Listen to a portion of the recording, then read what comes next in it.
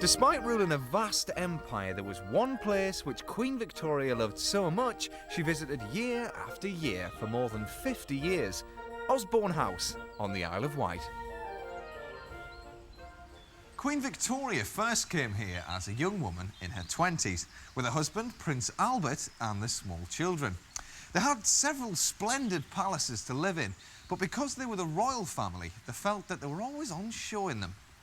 They knew that was part of the job, but just like today's royal family, they were worried about their children having to grow up in the glare of publicity. They longed for a quiet, comfortable house where the family could be themselves. During our usual morning walk, Albert and I talked about buying a place of our own, which would be so nice. Queen Victoria had stayed on the Isle of Wight as a child, and she had happy memories of holidays there. Work on the house, Her Majesty's Marine residence at Osborne, began in 1844, and much of it was designed by Prince Albert, who was always very interested in any new building project. Prince Albert helped create a perfect private home for the Queen. It was meant to be a kind of Italian villa, and in 1846, when they moved in, the Queen declared, "All is so convenient, spacious and well carried out. It seems like a dream to be here now in our own house." Life at Osborne had a regular pattern, and after dinner, the Queen would relax in this drawing room with the ladies. They would do their embroidery, and sometimes there would be music. To us, all this might seem very grand, but the Queen was used to living in palaces, and she found the rooms here comfortable and cosy. Prince Albert did too, and he relaxed by playing a game or two of billiards on this very table, which he designed himself. Nice shot.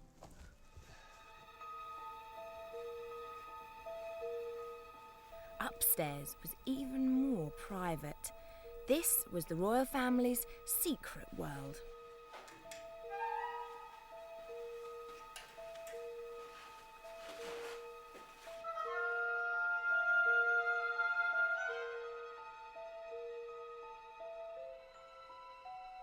It feels as if Queen Victoria and Prince Albert, the only people who ever used these rooms, have only just left. But even in our holiday home, the Queen still had state business to do, and she sat here, side by side with Albert, who would help and advise her. Dear Osborne is really too lovely.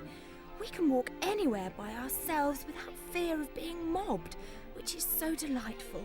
How happy we are. It is to us a perfect little paradise. For the little princes and princesses, Osborne meant a chance to forget the stuffiness of court life. One of the children's favourite places was a fort built specially for them. It was called Fort Albert, and here they could be as noisy as they liked. Prince Albert loved to plan surprises for his children. This building was called the Swiss Cottage because that's where it's from, and his excited children were told this could be their very own home, where they could play at keeping house. Inside, everything was real, but scaled down. The royal children used the kitchen and often arranged tea parties for their parents. It wasn't just a game. Prince Albert wanted them to learn from their simple life by looking after and running their Swiss cottage.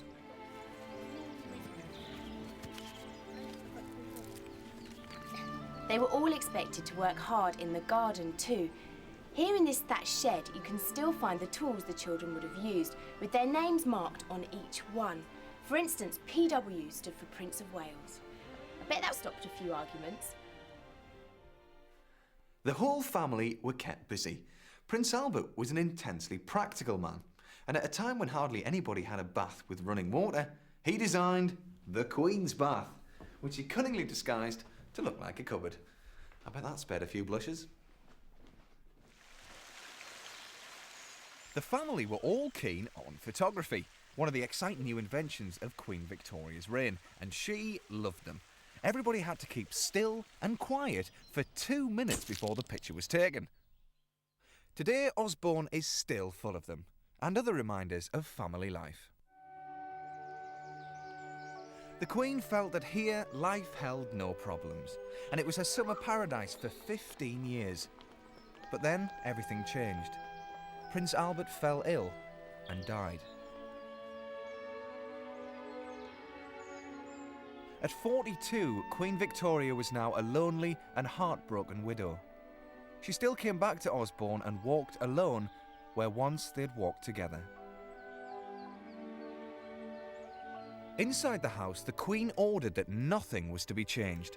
Everything was frozen, exactly as it was the day Albert died.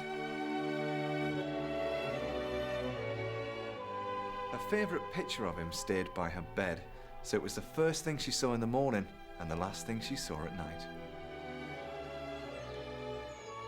Slowly, she took up life again, but she was never really happy. As her children grew up and gave Victoria grandchildren, Osborne became a family home once more.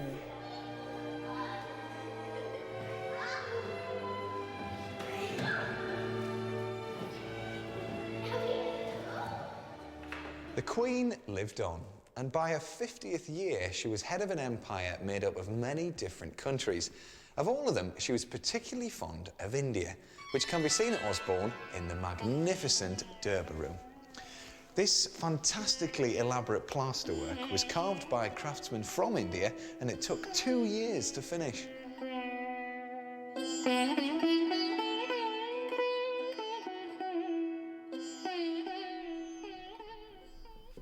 Queen Victoria died in this room, surrounded by her family, on the 22nd of January 1901. She had reigned for an incredible 63 years, the longest reign of any monarch in British history. Her body lay here in the dining room for 10 days before it was taken to London for her state funeral. Queen Victoria had left Osborne for the very last time. But of all her homes, it's here that you can still sense her presence and recall the private world that she loved so much.